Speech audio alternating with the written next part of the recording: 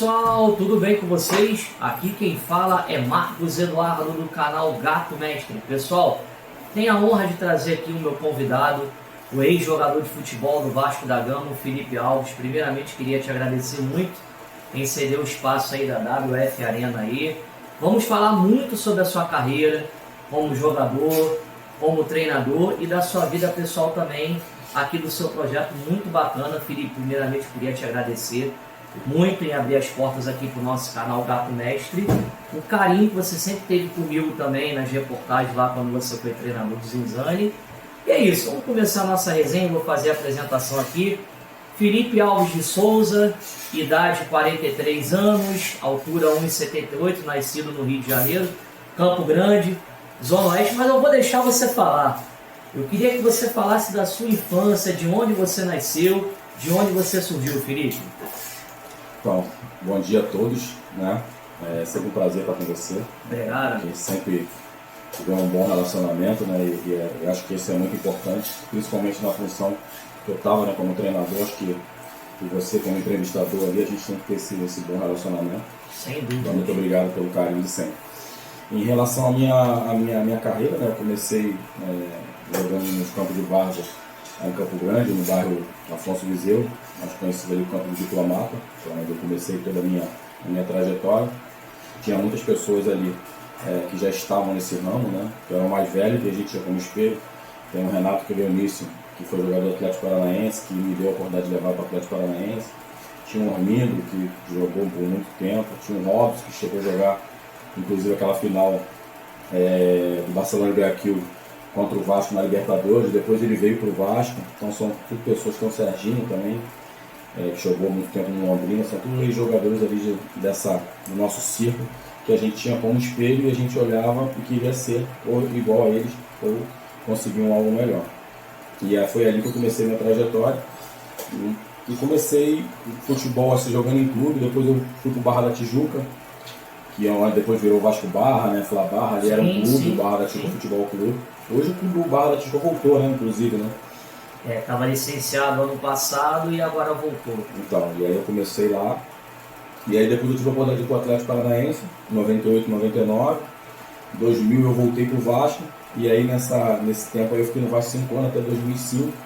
E aí eu tive algumas saídas por empréstimo. A minha primeira oportunidade profissionalmente foi no Bragantino, na Série B do Campeonato Brasileiro, que o Vasco tinha emprestado alguns jogadores. Eu fui nesse empréstimo, fiz um bom Campeonato Brasileiro.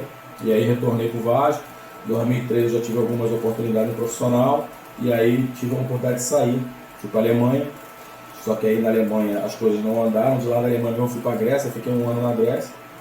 Voltei para o Vasco em 2004, fiquei ali em 2004 no profissional, e aí até março, abril ali, e depois eu fui para a Bélgica.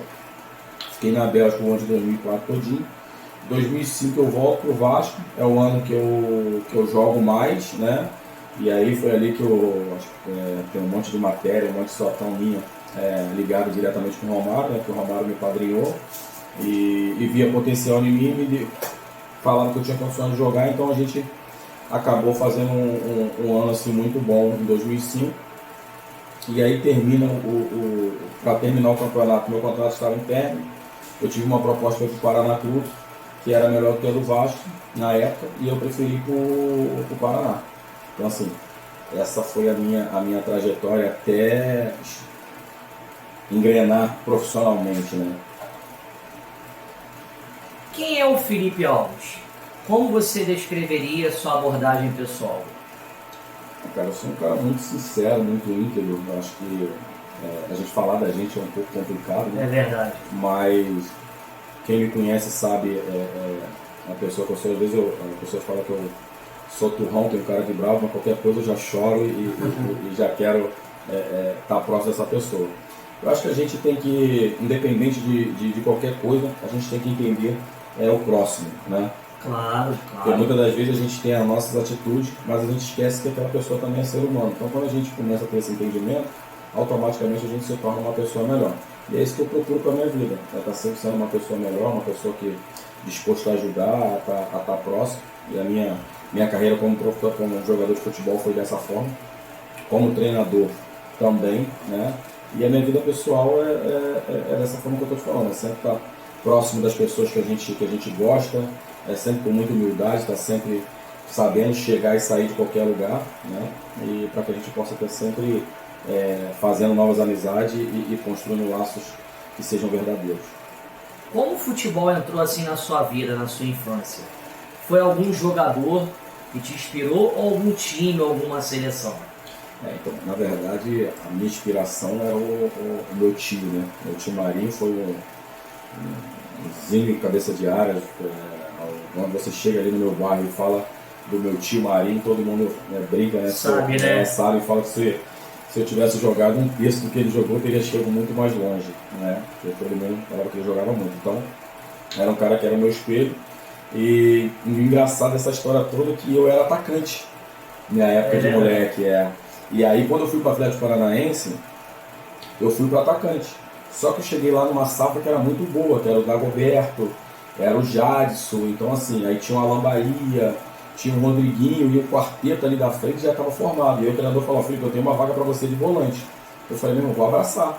E aí foi aí que eu comecei a jogar de volante, foi andando, e aí eu virei volante. Então, eu comecei dessa forma, né? Mas o meu espelho mesmo sempre foi o meu tio. E assim, profissionalmente depois, foi o Vampeta. Sempre fui muito fã do Vampeta. Eu acho que o Vampeta, eu achei um cara... Teve uma grande fase no Corinthians, né? Um cara muito, muito fera, e ele era lateral, né? Ele começou era lateral, e aí depois ele foi pro meio. Eu acho que ele, quando eu vi o Vampeta jogar, ele conduzia a bola muito de cabeça erguida, sabe? Uns passes bem para frente. Eu gosto muito daqueles volantes que jogam para frente. Então o Vampeta foi um cara que eu sempre me espelhei e via como um cara que eu era muito, muito fã e sou ídolo até hoje. E nas categorias de base, assim, o que mais te marcou na sua carreira como jogador? Eu tive um treinador, Luiz Antônio, provavelmente você conhece, ele estava até como diretor uns tempos atrás no São Paulo Correia, né? Sim. Ele foi meu treinador no Vasco. Era um cara que, taticamente, ele conhecia muito, tá? Ele tinha uma leitura de jogo muito apurada. E foi um cara que eu falo assim: caraca, esse cara é espelho para mim, né? Me ensinava muita coisa. Então foi um cara que me ajudou muito na categoria de base e me mostrou como é que você não somente só joga futebol, né? Que você tem que ler o jogo, que você tem que ter entendimento daquilo que você está fazendo. Então essa foi meu pensamento do futebol. E fora outros jogadores que eu tive também a felicidade de jogar junto e ver que o futebol, quando você tem um cara inteligente do seu lado, o futebol se torna muito fácil, né? E eu tive o privilégio aí de ter o Léo Lima, de ter o Siston, que hoje é auxiliar do Rogério Correia no Volta Redonda, né? O Moraes Meia. Tinha um Bruno Leite, que, cara, era um lateral fora da curva. Tinha um João Carlos também, um zagueiro, que teve a carreira dele praticamente toda fora do Brasil. Inclusive chegou a jogar na Bélgica, quase se naturalizou a Bélgica para jogar pela seleção da Bélgica. Então, assim, vários jogadores, né? Tive o privilégio depois de ter velho assim, né? De chegar no profissional, de jogar com o Romário, de jogar com o Alex Dias. Então, assim, pegar aquela safra de Felipe, Pedrinho. Então foram jogadores de uma geração muito vitoriosa e muito inteligente, né? Então esses jogadores, eles sempre acrescentam muita coisa na nossa vida, né? Muita coisa. E eles são esses caras que me fizeram acreditar, gostar e amar o futebol, né? Fala um pouco da sua carreira profissional, dos times que você jogou fora, como você citou. Cada lugar tem sua peculiaridade, né? Grécia, Alemanha. Queria que você falasse um pouquinho assim sobre a diferença de cultura desses países e falar dessa sua vivência profissional nesses países e a diferença que tem com o Brasil. Então, graças a Deus, como até as pessoas, a gente fala: Felipe, você sente saudade? Ou você fala: cara, eu não sinto saudade. Eu me sinto um privilegiado por ter vivido tudo isso que eu já vivi no futebol, e países diferentes, cultura diferente, um ensinamento totalmente diferente. Mas eu acho que o principal para você ter uma vida longa fora do Brasil é você respeitar a cultura do país que você está. Claro. Né? E eu acho que a maior virtude do ser humano é você ter esse entendimento. E graças a Deus eu sempre tive esse entendimento. E uma outra situação que faz você também se adaptar é você entender que você está no país que não é o seu e que você tem que aprender a falar o idioma para você poder se socializar melhor. Claro. Então, assim, como eu sempre tive facilidade para pegar idioma, então para mim sempre foi muito mais fácil, né? Sempre foi muito mais fácil. E são culturas totalmente diferentes do que a nossa, né? Mas são culturas que a gente tem que aprender a respeitar. E eu sempre respeitei, então sempre me dei muito bem. Bélgica, a Bélgica é o centro da Europa. Quanto tempo você ficou lá na Bélgica? Fiquei na Bélgica 8 meses. E a Bélgica, na parte que eu estava, falava francês. Eu acho francês a língua mais linda. Né? Só que como eu estava com 5, 6 brasileiros no time, eu não me dediquei, e tinha tradutor, eu não me dediquei para aprender o idioma, me arrependo. Né? Então, assim, eu não tive mais tempo na Bélgica por isso, por não estar falando o idioma e por ter muito brasileiro. E a gente acaba achando que a gente está no nosso país. E a gente começa a desrespeitar a cultura do pessoal deles, começa a ter a atitude que a gente teria aqui no Brasil, que lá não pode ter. A gente começa a ter e isso vai encurtando o seu tempo dentro do país. Então isso foi o que aconteceu comigo, né? Agora, na Grécia não, na Grécia eu já fiquei 1 ano, já aprendi a cultura, já entendi que a gente tem que respeitar, que a gente tem que conviver, que a gente tem que se socializar, e isso aí pra mim já me fez eu ter mais tempo na Bélgica. É um país da história da humanidade, né? A Grécia, a Grécia é um país lindo, né? E assim, eu peguei futebol na Grécia que também não era essas maravilhas que é hoje, né? Era que estava começando a abrir o cenário do mundo, né, mundial, e começando as pessoas quererem ir jogar na Grécia. Então assim, foi um pouco difícil, mas uma coisa que me fez entender e viver a cultura é você respeitar e falar o idioma. Né? Qual a diferença, assim, agora, assim, você está falando na sua carreira, que você achou de diferente do futebol grego para o futebol belga, por exemplo? Parte técnica, tática, assim, o que você viu sobre isso? Ó, como eu te falei, quando eu cheguei eram 2 países que não tinha tanta expressão dentro do futebol no cenário mundial. Então o futebol era parecido, era um futebol de muita força e pouca técnica. Né? Só que a Bélgica, por ser um país que ele tinha muito imigrante, tinha mais jogadores com mais técnica, mas que não eram bem aproveitados. Né? Porque como era um jogo de força, o jogador de técnica não tinha tanto espaço. Né? Mas se a gente fosse botar na balança, o futebol belga é um futebol mais atraente do que o futebol grego. Né? Tanto que hoje a gente vê que o futebol belga hoje evoluiu e tem tantos jogadores, né? Tem o De Bruyne, tem o Lukaku, são jogadores que Tielemans, né, também, que é muito bom jogador. Que são jogadores que têm uma técnica bem apurada, né? E se eu não me engano, se você for ver, acho que o Lukaku ele não é somente belga, né? Acho que ele tem alguma descendência com outro país aí. Então, Carrasco, que jogou no Atlético de Madrid, jogadoraço, Courtois, que é um dos melhores goleiros do mundo, né? Então, assim, são jogadores que, se você for ver, eles estão bem na frente do futebol grego, né? Sim. Mas, assim, na época eu fui a um futebol bem parecido, entendeu? Diferente de você ir para a Ásia, como foi já quando eu volto para o Brasil e depois vou para a Ásia, e aí você vê que é um futebol totalmente diferente, uma cultura totalmente diferente, entendeu? O futebol asiático, assim, isso é uma curiosidade minha. A carga de treinos é menor mesmo do que os outros países, assim, tipo assim, aqui no Brasil, na América do Sul e na Europa, é menos mesmo? Muito menos. Muito menos? É como eu te falei, a gente está falando de 7 anos atrás, 8 anos atrás, então assim, era muito amador. Eles tinham o capital, sim, mas o profissionalismo eles não tinham. Hoje melhorou muito. O próprio campeonato também em si, também, eu acho que hoje até promove mais para a televisão. Sim. É o que eu falo para as pessoas. Às vezes eu brinco com alguns amigos meus, né? Que eu falo, eu sou um cara realizado, porque, pô, joguei Brasileiro, joguei Libertadores, joguei Champions League e tal. O pessoal brinca, mas joga Champions League da Ásia.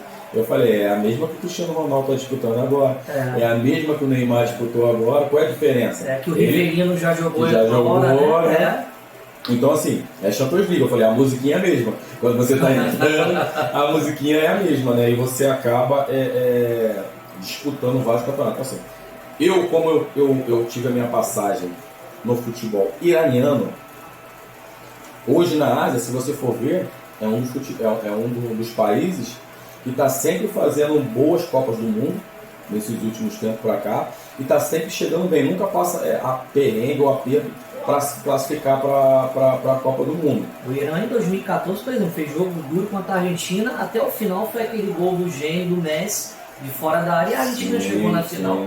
E o Irã fez um bom jogo. Aqueles jogadores ali foram todos meus companheiros de clube, porque o time que eu jogava, a maioria dos jogadores eram da seleção brasileira. Da seleção iraniana. Então, assim, foram jogadores que eu convivia todos os dias. Ou se eu não convivia todo dia, eu estava jogando contra, a gente se encontrava em algum lugar, por eu já estar falando o idioma, a gente tinha essa conexão e essa amizade. É um país que eu sou suspeito para falar do Irã, porque foram 6 anos maravilhosos na minha vida ali dentro. Eu amo aquele país. Amo de paixão. Eles tinham um jogador na Copa de 98, Mardavic.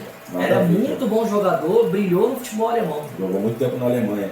E aí tinha o Ali Dair, que é um dos maiores artilheiros da história do futebol mundial, né? Que jogou muito tempo no Bayer Leverkusen, né? Então, assim, tem vários jogadores. Tinha o Farol Majidi, que foi o meu companheiro no Sterlar, Teheran. Hoje ele é um treinador no futebol do Catar. Pensa num atacante diferente, pensa num cara que sabe fazer gol, mas ao mesmo tempo rápido. Vamos trazer para a nossa realidade. Era um Edilson, sabe? Um Edilson assim, que era um cara muito rápido, técnico e que sabia fazer gol, sabe? E a gente se dava muito bem, um cara muito, muito ídolo dentro do país. É um cara que está até cotado para a seleção iraniana. E assim, jogadores fora da média. Tem o Pesman Nuri, que hoje ele é capitão. Hoje é presidente do clube do Malavão, um clube que eu joguei. Nós dois fazíamos o meio campo da equipe. Que jogador diferente. Jogador com uma técnica apurada, com uma marcação acima da média. Você tinha muitos jogadores bons, sabe, no futebol iraniano. Está crescendo com muitos jogadores. Agora, a cultura iraniana, como eu te falei, se você não entender e se adaptar, você não consegue ficar. Entendeu? Não assim, consegue ficar lá, não tem jeito, né? Não consegue. Eu amo. Hoje eu faço. Legal, cara, hoje eu faço comida iraniana na minha casa. Faço, às vezes vem uma amiga minha, Sarra, ela fala português muito bem. Quando ela vem para o Brasil, ela vem para minha casa, a gente senta e faz. Tem sempre os iranianos me ligando aqui, a gente está sempre conversando.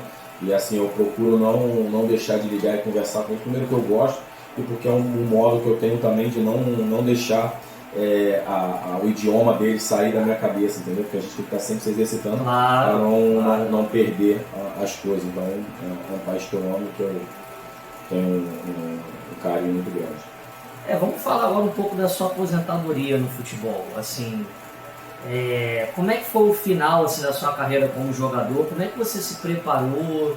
Como é que foi assim, a sua mente, fisicamente? Como é que foi? Você chegou assim, vou parar. Agora é a hora de parar, ou assim, como é que foi essa trajetória aí do final de carreira sua como jogador? Então, como eu comecei a jogar bola, a gente vem de família muito, muito humilde, né? E a gente sabe que a correria dos nossos pais para estar nos ajudando e fazendo com que a gente se torne pessoa melhor em todos os aspectos, né? Faz a gente ter sonhos, né? E o meu sonho era conseguir jogar futebol, conseguir dar uma vida melhor para minha mãe, ter uma família estável, ter uma condição estável. Então assim, eu passei muito tempo da minha vida fora. Nesse tempo que eu fiquei fora, eu comecei a perder algumas pessoas, como ficando velha, inclusive a minha avó, e aí a minha mãe também já estava passando por um problema de saúde grave. Então eu falei, cara, é o momento de eu voltar para o Brasil. E aí eu falei, vou voltar para o Brasil e vou parar de jogar bola. E aí voltei sem intenção de ir para lugar nenhum e vou parar, isso com 30 para 31 anos. E aí um amigo meu, Hiroshi, falou, vamos pro Resende. E aí eu fui pro Resende, fiquei um tempo no Resende. Aí depois o Johnny, atacante, que jogou no Macaé há muito tempo, Cabo Friense, meu amigo também, Johnny, um abraço, meu amigo. 2 semanas atrás eu estava num podcast que ele está tendo lá em Angra com ele lá. O Johnny é um irmão, um cara que eu gosto e amo muito. Então um abraço aí para você e para tua família, meu amigo. E aí ele falou, saí do Resende, Desculpa, ele me chamou para ir para o Macaé, e aí eu fui para o Macaé com ele, fiquei um tempo no Macaé, depois o Hiroshi me chamou para ir para o Resende, eu fui para o Resende, e aí joguei no Resende até 2014. 2014 eu resolvi se aposentar. Essa minha aposentadoria foi uma coisa assim, que eu não sentia mais aquela vontade de treinar, aquele desejo de competir, e quando você perde isso, não adianta você estar dando futebol porque você não está mais de coração. Então foi o que me fez parar foi isso, eu não tinha mais aquela vontade de jogar, de treinar, de viver aquela sensação, aquele apertozinho no coração, no peito antes de uma partida, sabe? E aí eu falei, cara, quando você perde isso... Acho que perde, aí já era, né? E aí eu falei, chegou minha hora, vou parar, e eu parei. Assim, esses dias, eu estava conversando com uma mãe de um aluno aqui, a gente conversando, eu falei, você não sente saudade? Eu falei, cara, eu não sinto saudade. Porque assim, foi uma coisa bem que Deus colocou no meu coração, me preparou para esse momento. E quando ele falou para mim assim, é o momento, eu senti que parei, assim, vivo bem, né? Falando dentro do campo. Né? Agora, fora do campo já é uma outra paixão. Né? Fora do campo já é uma outra paixão. Era isso que eu ia começar, a gente vai entrar agora na parte de treinador de futebol. Você parou, aí você já visualizava isso, pô, quero ser treinador de futebol, aí você estudou, como é que foi? Explica esse trâmite pra gente aqui de treinador de futebol. Os cursos que você fez, queria que você passasse isso pra gente aí. Então, eu parei, né, como eu te falei, a gente estava até conversando aqui no bastidores, né, e eu estava falando pra ele que a minha vida eu procuro tá sempre baseando ela através da palavra de Deus e pedindo a Deus direção para aquilo que eu venho a fazer. E aí eu, em casa, e uma vez um amigo meu me ligou, Marinho, ele era treinador do Duque de Caxias, falei, tô precisando de um auxiliar, vem aqui comigo e tal, tá aí em casa e tal. Eu falei, tá, fui lá. E aí fiquei um tempo com ele lá, foi um tempo de aprendizado muito grande. E aí depois eu passei um período também fazendo um estágio ali no Vasco ali, que foi um clube que, né, como a gente tinha falado, 5 anos da minha vida dentro do Vasco, carinho muito grande. Fiz um estágio ali dentro do Vasco, aí depois eu fiz o curso lá no Sindicato dos Atletas, na Safed, né? E aí fiz o curso para treinador. Que é aqui próximo, né? Agora tá aqui, mas antes era lá na Tijuca, né? E aí eu fiz esse curso de treinador, aí fui, peguei minha carteirinha e tal, fiz o curso, fui aprovado e tal. Fiquei e comecei a estar estudando futebol, e aí abri a minha escolinha aqui também, né? E aí eu comecei a me exercitar, fazer alguns trabalhos aqui na escolinha, as coisas começaram a andar, e até que chegou o dia que o Eduardo Alex, né? Que é o treinador também, hoje ele está como coordenador no Bangu, me chamou para ser auxiliar dele na Zinzane. E aí eu fui com ele para a Zinzane, a gente ficou um período junto, ele teve uma proposta para sair, e aí saiu e eu assumi a Zinzane, e aí a gente fez um ano excelente, conseguimos o acesso, fomos campeões, e aí começou a minha trajetória. E aí eu fui, né, nesse período que eu estava como treinador, já me inscrevi para fazer a licença da CBF, eu fiz a licença B, né, concretizei, aí terminei a licença B, já me deu o prazo, eu fiz a licença A, né, hoje eu tenho a conclusão da licença A, né, formar como treinador da licença A, e continuo estudando, né. Hoje a gente, a Zinzane não está mais, não está, né, ainda não entrou em nenhuma competição, né, porque a competição da Zinzane esse ano só é a B2, que só começa em setembro, né. Na FED marcou para setembro, então, a B1 e a B2. E aí a gente está esperando para ver como é que vai ficar essa situação. Então tem toda essa espera e continuo estudando, continuo procurando estar vendo futebol, conversando com os treinadores. Às vezes em casa a gente pega nosso caderninho, que eu até mostrar para vocês, está aqui. Né? O treinador não pode ficar sem isso aqui, tem que estar com ele. E aí a gente para na frente da televisão, fica ali, faz um trabalhozinho, vai no computador, estuda um pouquinho e exercita no campo. Então a gente está sempre trabalhando e tentando melhorar da melhor forma possível, esperando ou que a Zinzane volte, ou que Deus venha abrir uma outra porta para que a gente possa dar continuidade aí na carreira. Fala uma partida histórica sua como jogador e uma como treinador. Eu tenho uma no... E se quiser falar mais de uma, pode falar. Então, eu tenho uma minha no Paraná. Que sangra muito ver o Paraná Clube nessa situação, que é um time muito tradicional. Eu acompanhei muito o Paraná Clube nos anos 90, para quem não sabe, é a fusão do Pinheiros e Colorado. É um time assim que infelizmente foi rebaixado de novo esse ano no Campeonato Paranaense, mas já teve grandes times e grandes ídolos. O saudoso Caio Júnior, que faleceu no acidente aéreo da Chapecoense. Sangra ver o Paraná nessa situação, né? Sim. O Paraná também é um clube que eu tenho um carinho muito grande, né? Porque quando eu saí do Vasco em 2005, eu fui para o Paraná e foram 3 anos ali muito rico para mim como profissional e para a história do Paraná também, porque o Paraná nunca tinha classificado para uma Libertadores, a gente classificou o Paraná na Libertadores em 2006, e aí em 2007 eu tive a felicidade de disputar a Libertadores pelo Paraná e fizemos uma excelente campanha. Depois tivemos muita mudança dentro do clube, e aí eu acabei sendo vendido para o Avaí, e aí saí, mas em 2008 eu volto para o Paraná de novo, então é um clube que eu tenho carinho e fico muito triste que o Paraná está nessa situação que está. Então eu nesse meio termo aí, eu tenho uma partida que foi Paraná e Cascavel. A gente fomos jogar a Libertadores contra o Líder, não, foi na Colômbia, me fugiu o nome do time agora que nós fomos jogar contra, na Libertadores de 2007. E aí acabou que nesse jogo eu não fui aproveitado, e aí quando estava voltando eu pedi o Zete para jogar pelo Campeonato Paranaense contra o Cascavel. Ele falou, pô, mas o menino que jogou tinha tomado terceiro, ele falou, pô, mas eu vou precisar de você pro próximo jogo da Libertadores, não viagem cansativo e tal. Eu falei, não, quero jogar, a gente precisa ganhar e tal, eu estou me sentindo bem e tal. E aí fomos pro jogo. Então assim, eu saí da Colômbia, cheguei em Curitiba, de Curitiba eu peguei um carro, fui para Cascavel, mas não sei quantas horas, já cheguei 3 e pouca da tarde, já quase em cima do jogo, fui pro jogo, ganhamos de 1-0, eu meti um gol, um gol muito bonito, o cara rolou uma bola para mim, bem de fora da área, e eu peguei ela de primeira, ela foi lá na gaveta, ganhamos de 1-0, conseguimos classificar o Paraná, e foi um gol assim, que ficou marcado na minha vida por tudo que aconteceu no contexto para mim chegar lá, E foi um jogo também que assim, que me fez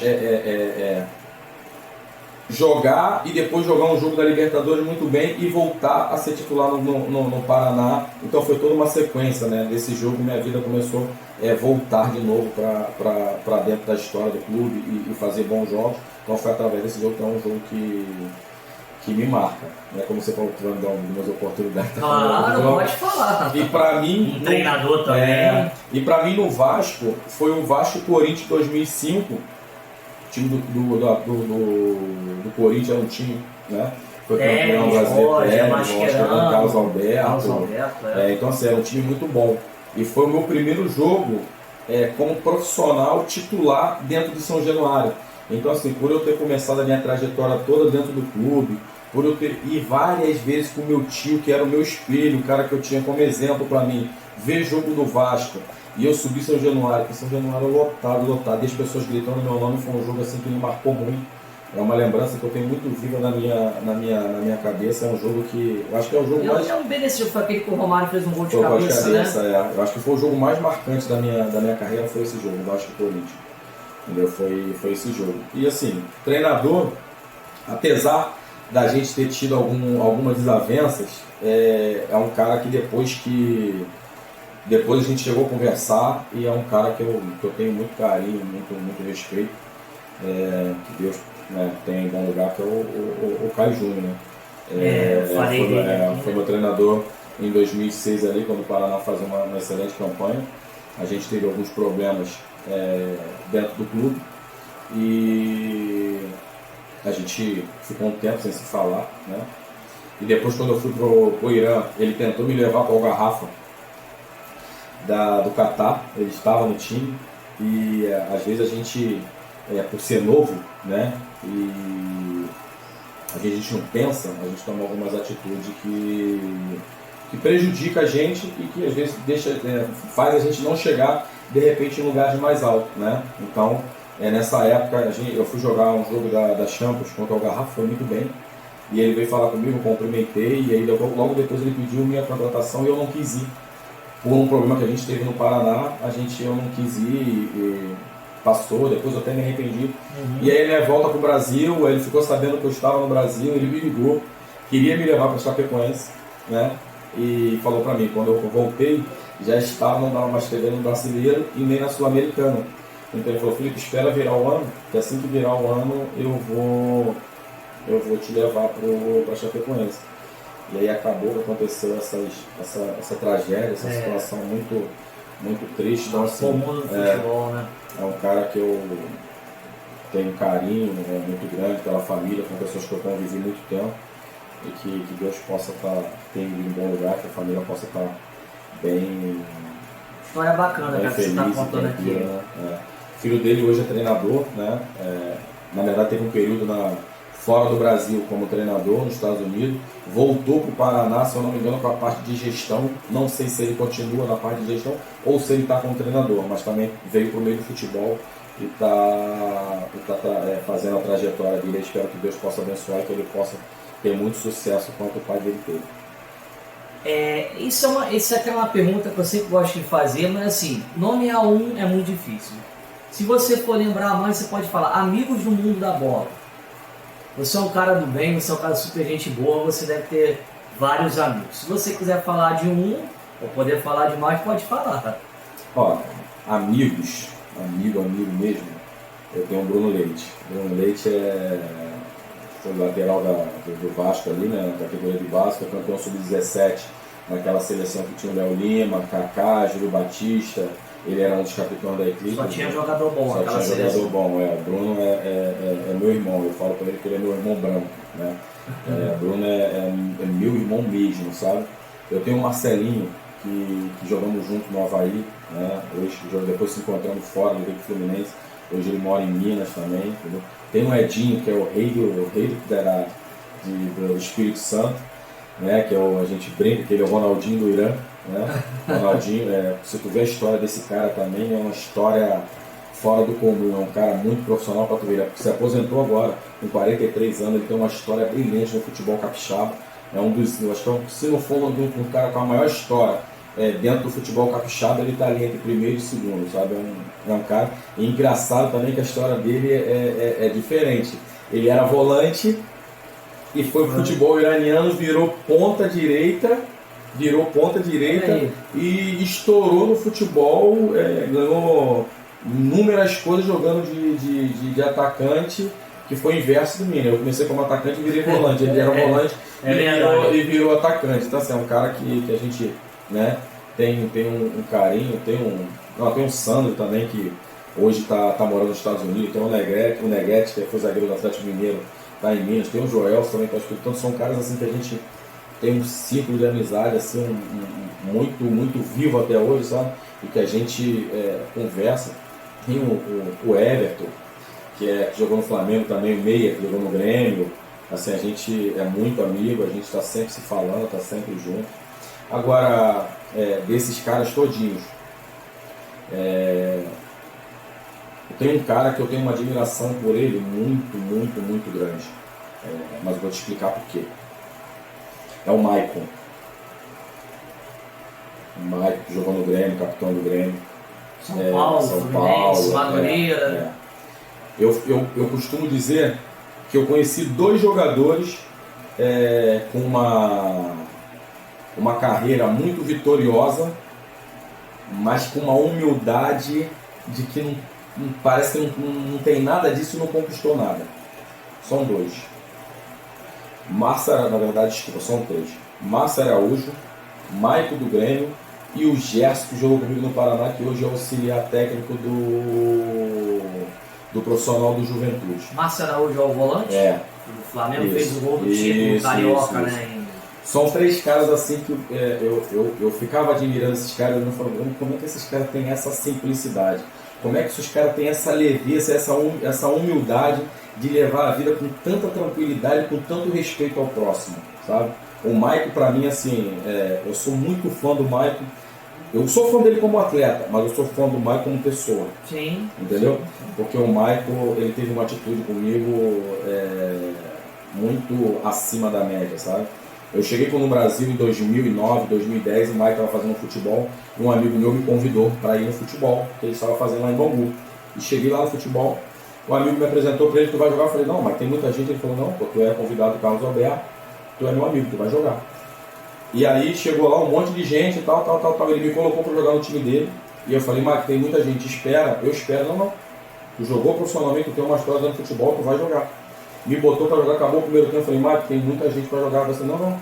Tu vai jogar os 2 tempos. Eu vou sair e tu vai continuar jogando. Tu é meu convidado. Então, assim, aquilo de lá marcou porque poucas pessoas têm essa humildade, poucas pessoas têm esse reconhecimento. É verdade. Né? E aí depois as atitudes dele comigo foram sempre muito respeitosas.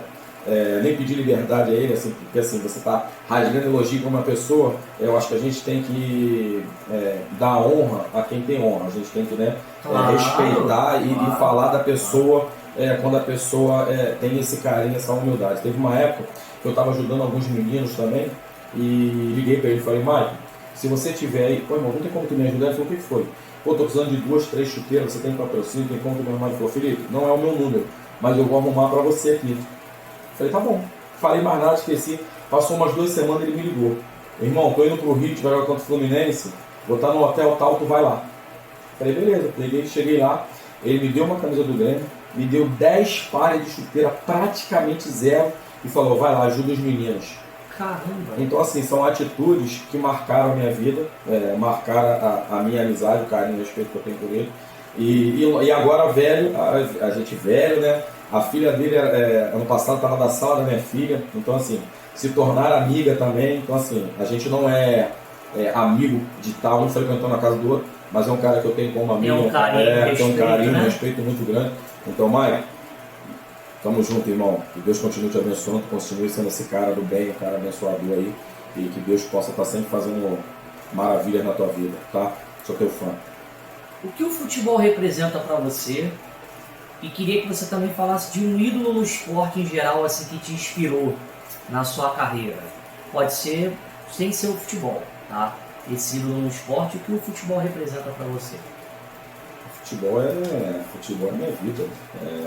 Tudo que eu tenho, tudo que eu sou, é sobre futebol, é futebol. Se hoje eu consigo me comunicar melhor, foi o futebol que me ensinou.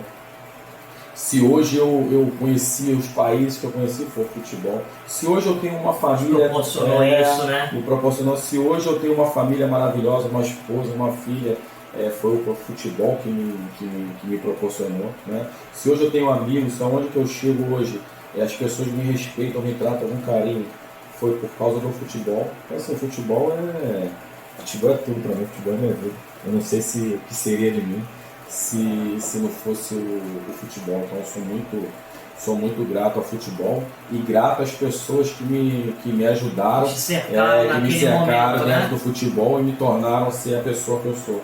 Eu acho que isso é o fundamental. E uma pessoa que eu tenho como espelho tem que ser do esporte.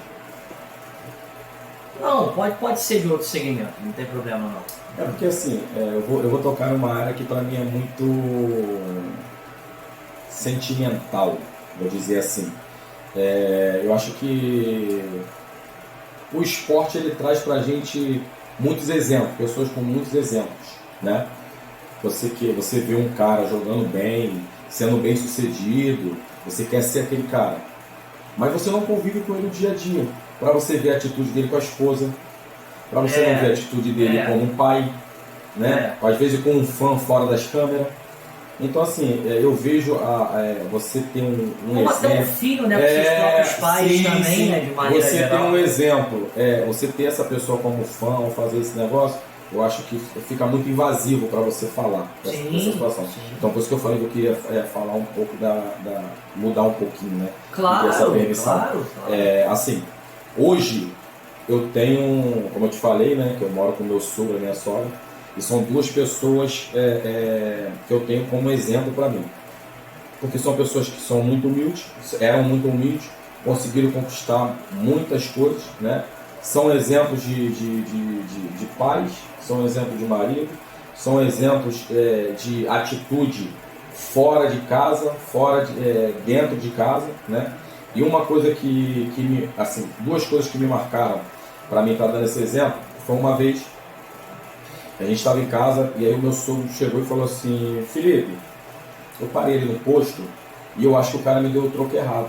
Aí eu falei, mas você deu o troco errado? Eu falei, Pô, eu dei R$100 para ele, pedi para ele botar R$70 e ele me devolveu R$70.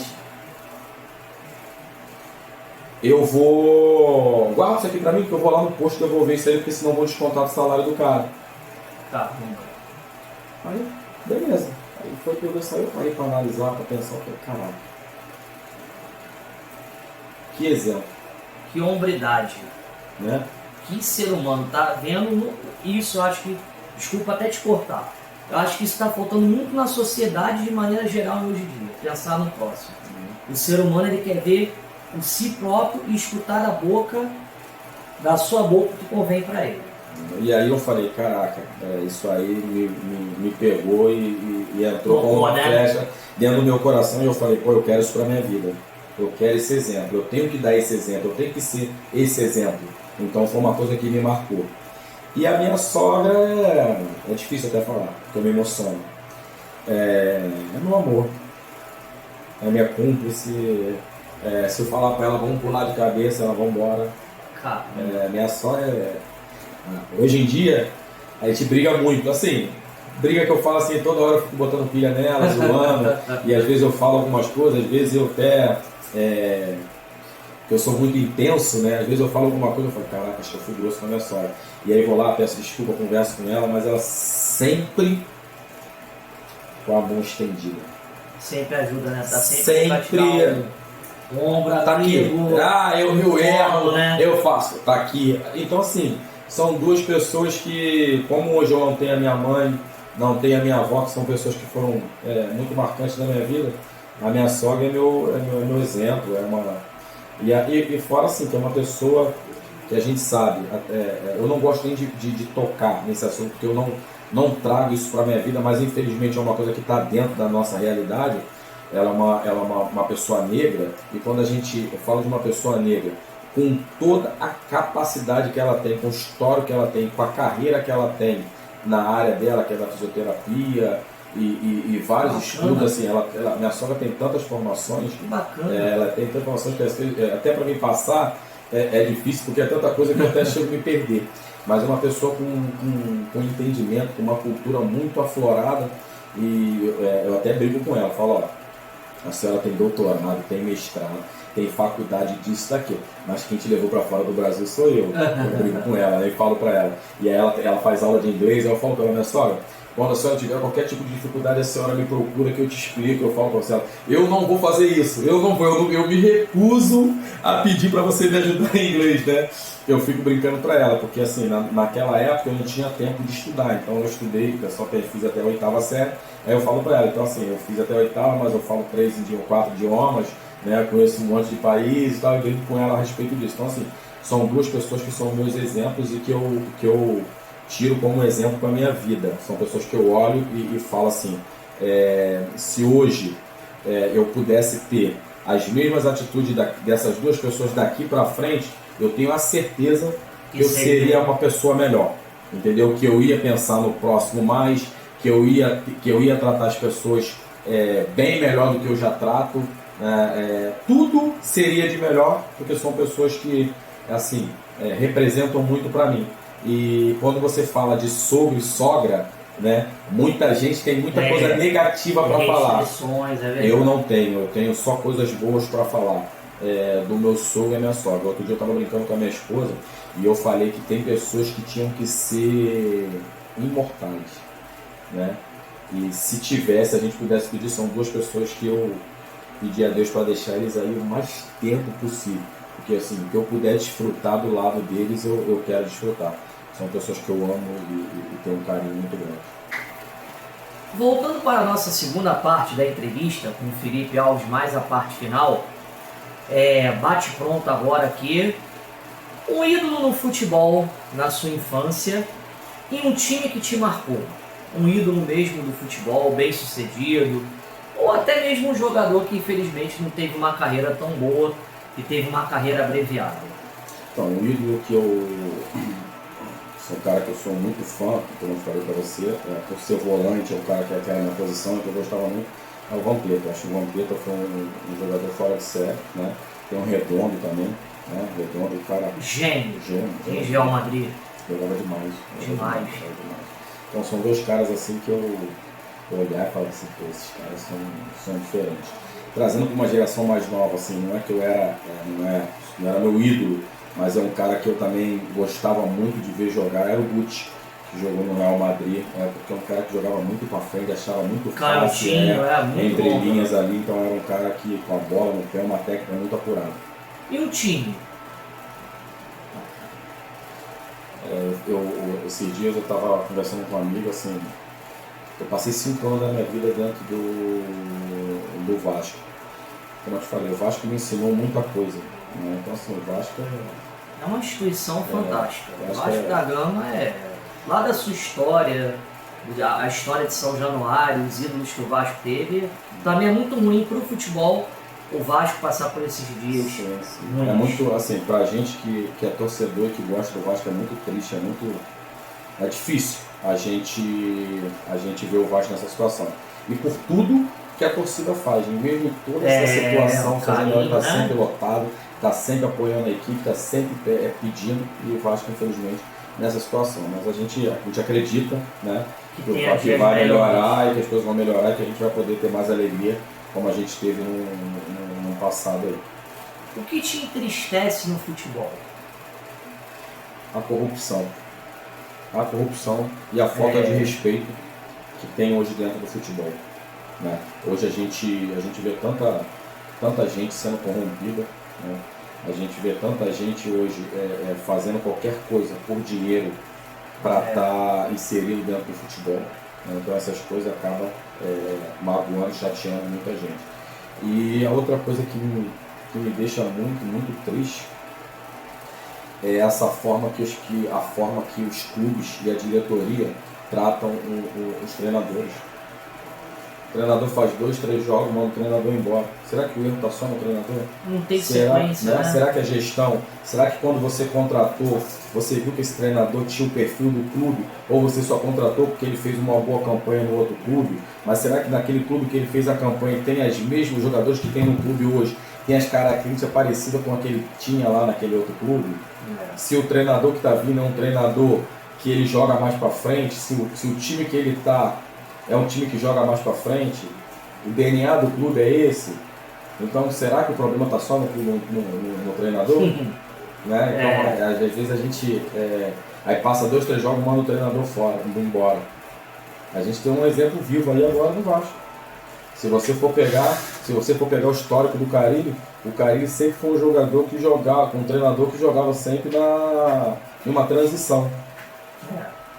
Aí como é que você quer que ele venha para o Vasco e seja um treinador ofensivo? Fica difícil. Né? Então assim, são situações que a gente vê. E aí agora o treinador foi mandado embora. Será que a culpa era só do treinador? Eu acho que não. Eu tenho certeza que não. Então são essas situações que me deixam triste, né?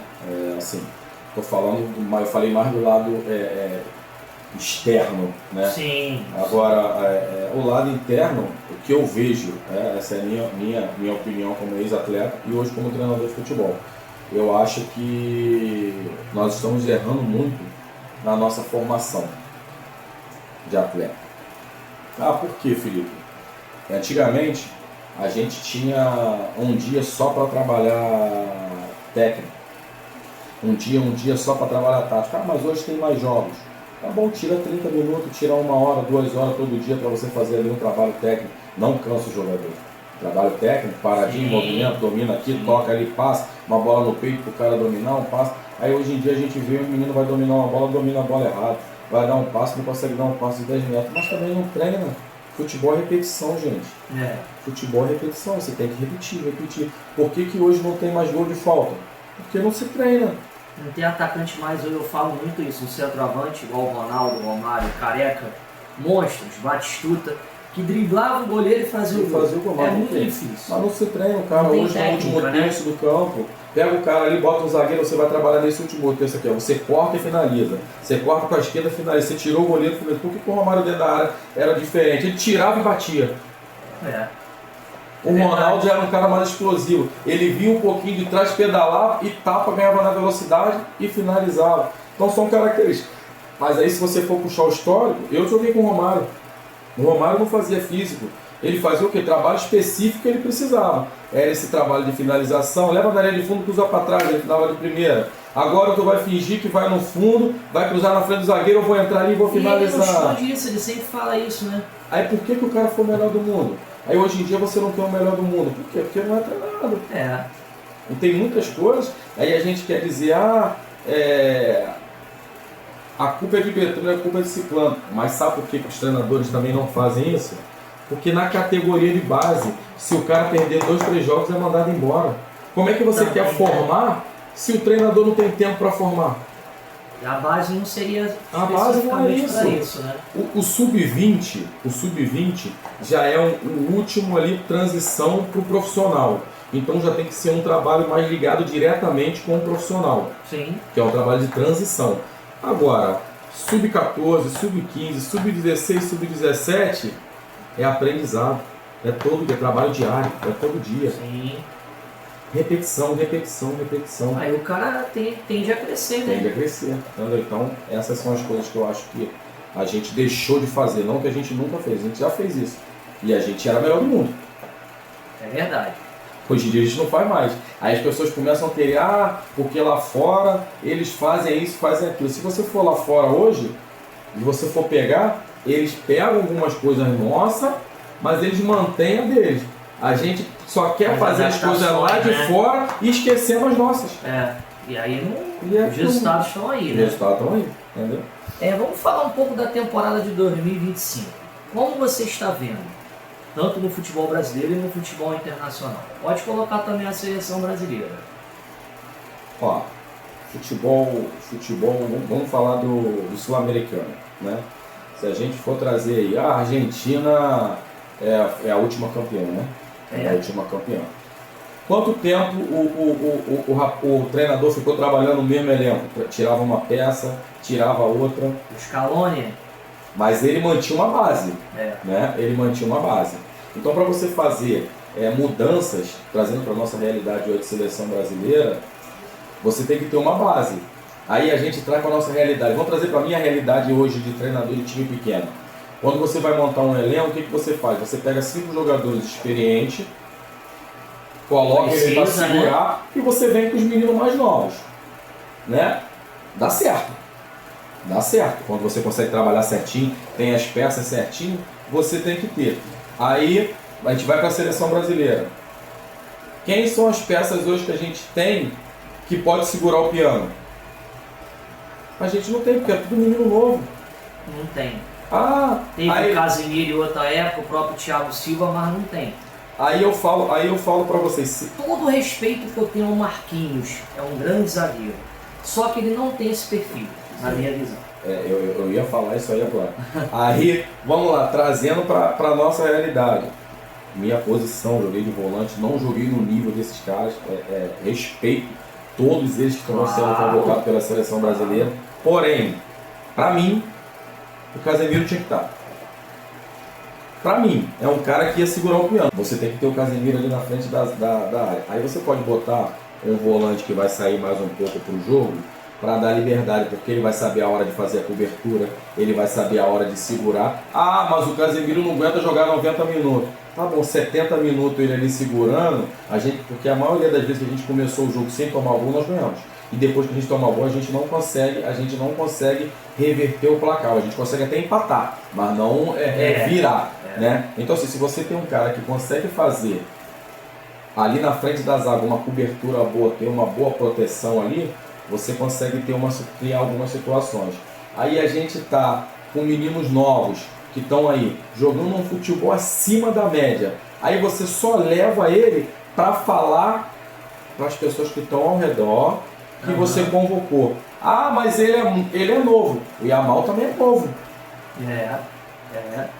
E aí? O que ele fez aí na Eurocopa passada? Aí Na final, agora sábado, contra o Real Madrid. Aí a gente pega esses dois jogos, os últimos jogos que nós tivemos da seleção aí. Os meninos da Inglaterra perderam 2 Eurocopas.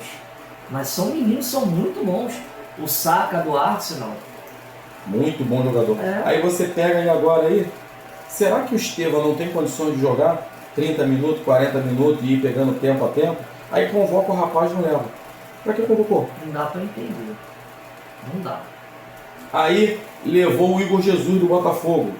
Ao meu ver, não foi um jogador excepcional na seleção, mas chegou a fazer um golzinho, tanto que botou um Hendrick no jogo. Por que não convocou mais o cara? Por que não deu uma sequência pro cara? Pegou lá contra o Chile. Entendeu? Ele e o Luiz Henrique, né? Por que não levou mais os caras? Dá. Então vai ficar toda hora, troca. Aí em 2, 3 dias ele vai ter padrão para montar uma equipe? Não tem, até porque a sequência é pequena de treinamento, né? De seleção brasileira. E vem de tudo, qualquer lugar do mundo. Vem da Ásia, cara, esse futebol globalizado, da Europa, jogadores do Brasil. Aí treina lá uma vez, no outro dia já tem jogo. Então assim, é muito difícil. E se a gente for olhar para o futebol europeu, eles mantêm a base. Vão acrescentando uma peça ou outra, mas está sempre mantendo a base. Eles não renovam, igual o Brasil quer renovar todo o elenco de uma vez só. Eles vão pegando ali, vai tirando uma peça, essa peça se adaptou. Isso aqui já não é uma renovação, ele é uma realidade. Então ele vai se manter aqui na seleção. E vai trocando peça até eles terem um time sólido.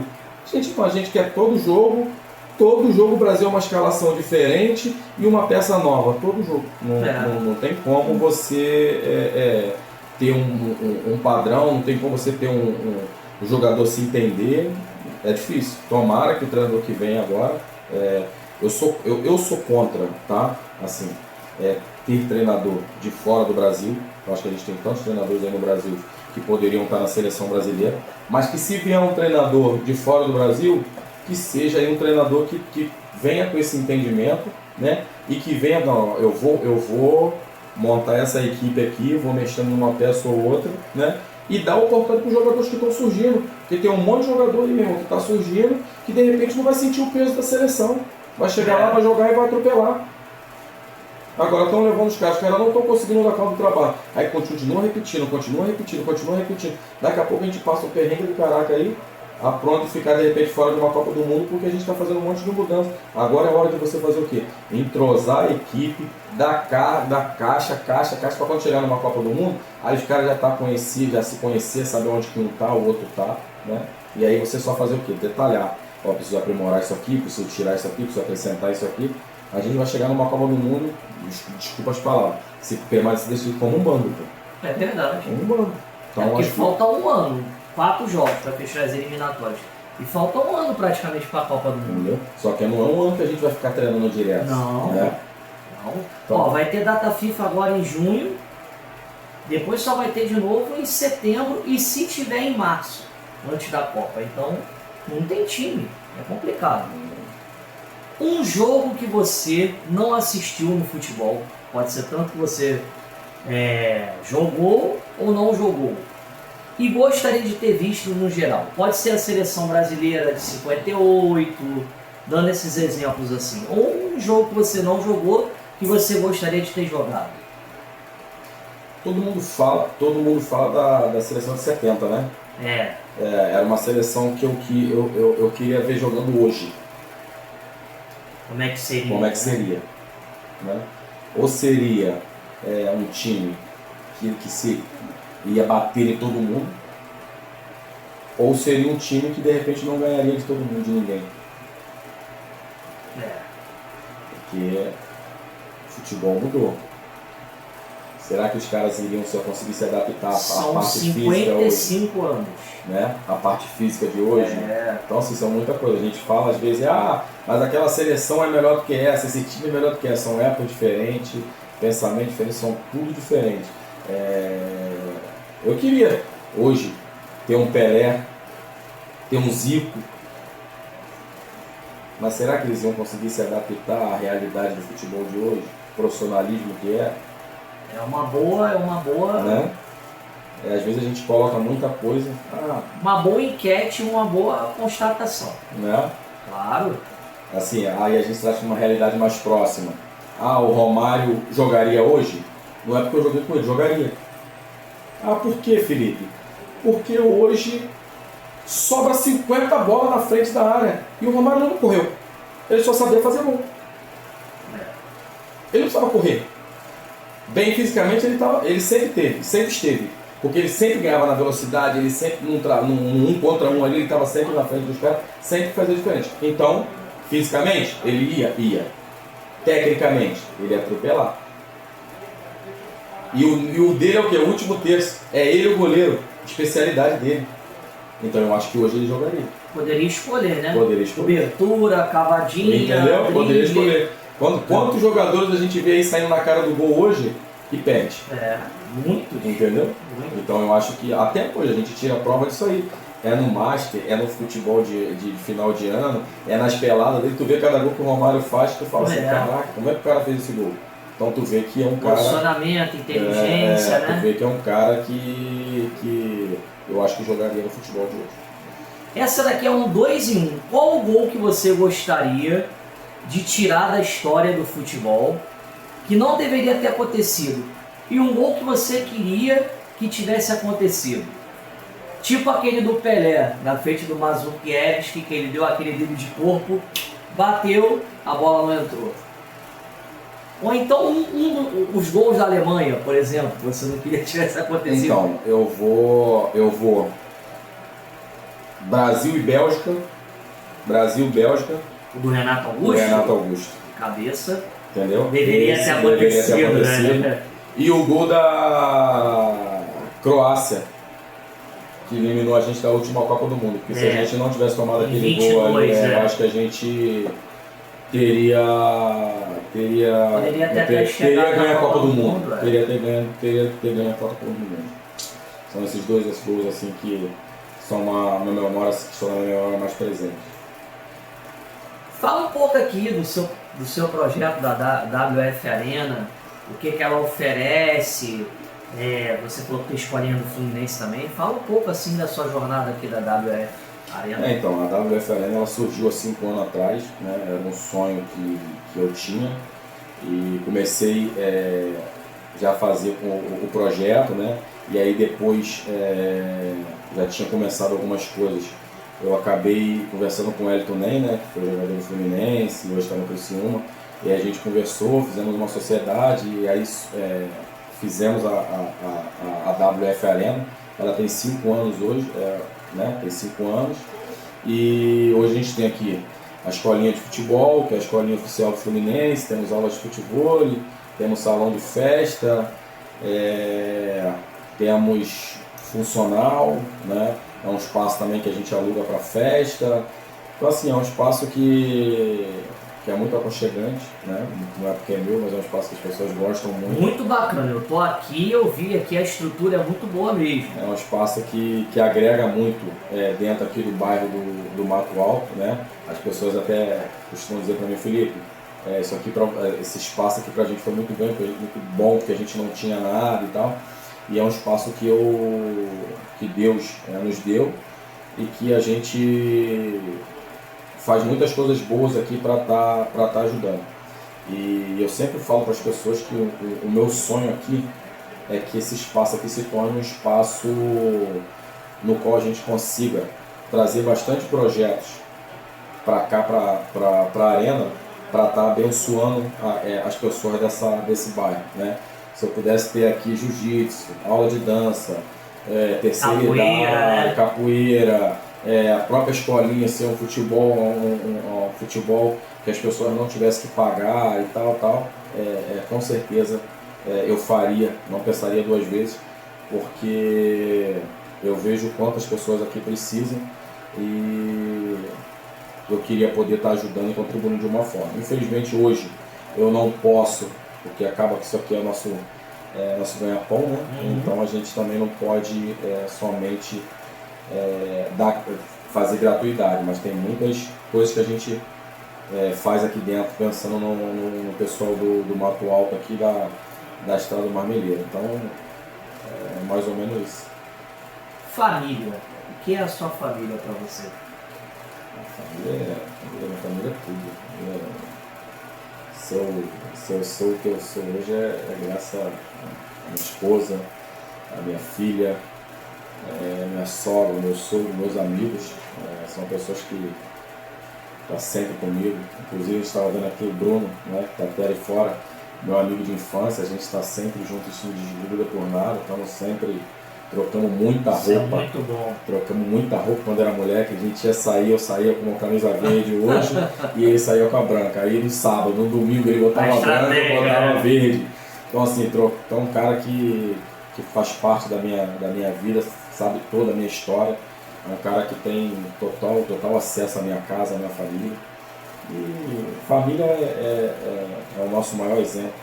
Se todo mundo tivesse entendimento e colocasse a família em primeiro lugar, com certeza muitas coisas não estariam acontecendo, né? Quando a gente fala de muita coisa, a gente vê aí filho matando pai, mãe largando o filho na lata de lixo, fazendo um monte de coisa, que isso acaba partindo o coração e vendo que as pessoas estão deixando muito de lado o amor paternal, né?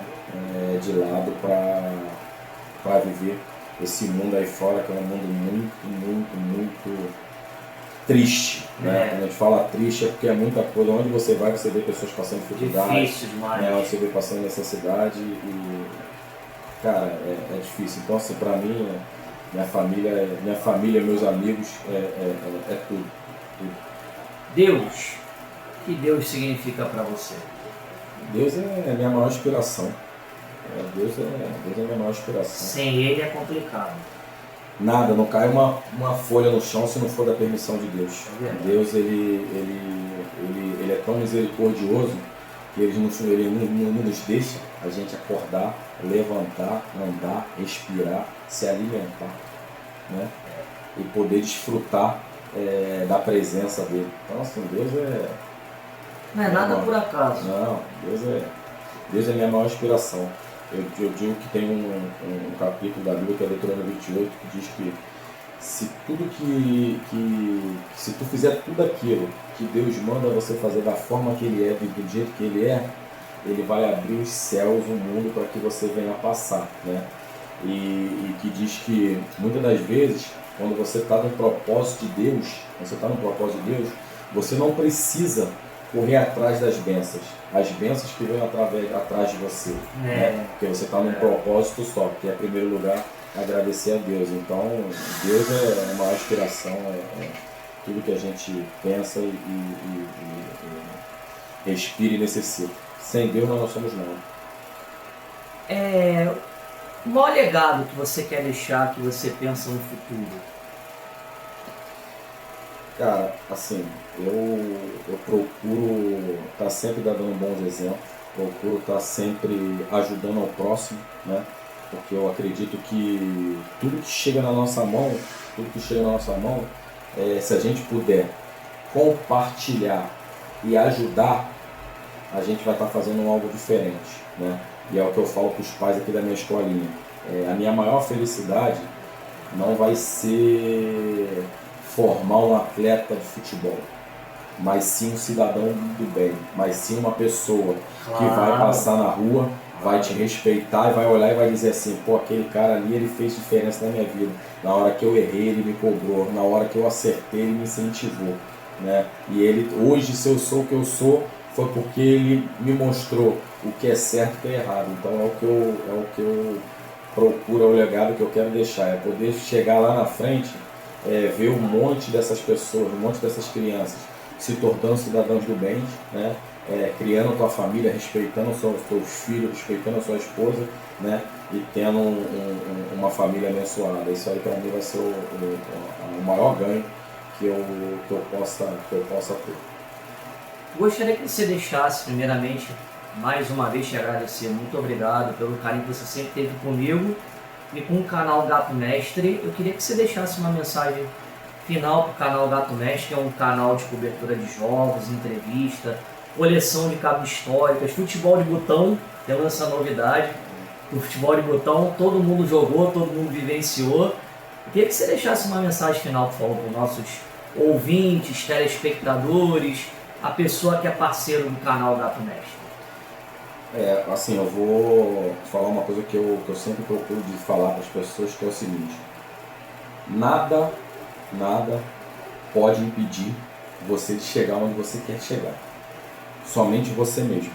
Então assim, continue atrás do teu sonho, continue atrás do seu objetivo, seja a sua maior inspiração.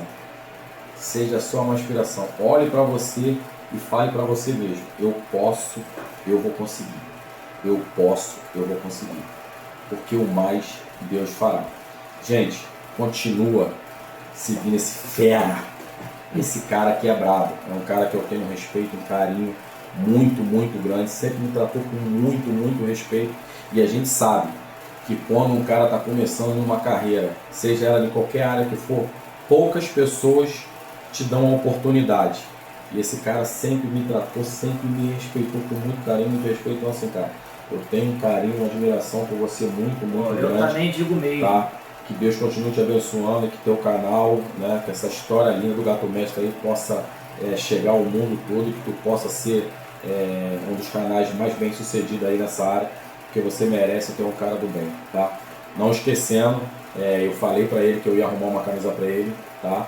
Não é uma camisa que eu venha ter jogado, mas é uma camisa assim que tem um significado muito grande para mim, tá? Uma camisa que tem um significado muito grande para mim. E como eu falei para ele, as minhas coleções todinha quem sempre fez foi o meu sogro. Mas essa camisa é a única camisa que eu tenho. Tá bem guardado, sogro. É a única camisa que eu tenho que assim é uma camisa que me marca muito. E é a camisa que eu tenho, que eu fui campeão como treinador da Zinzane. Então é a única camisa que eu tenho e é a camisa que eu... Na verdade não é a única camisa que eu tenho. É a única camisa que eu falei assim, essa aqui eu vou guardar. Mas eu tenho certeza que ela vai estar guardada contigo, muito bem guardada. Então eu vou te dar essa camisa aí, pelo agradecimento e pelo carinho e respeito que eu tenho por você. Tá, meu amigo? Muito obrigado, meu amigo. Obrigado, Tamo junto. Valeu pela entrevista, show de bola, que Deus te abençoe também.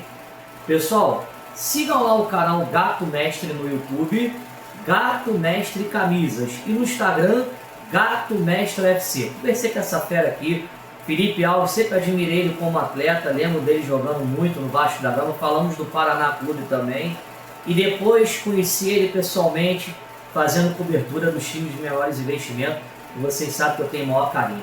Sigam lá no YouTube e no Instagram, um abraço a todos e até o próximo vídeo.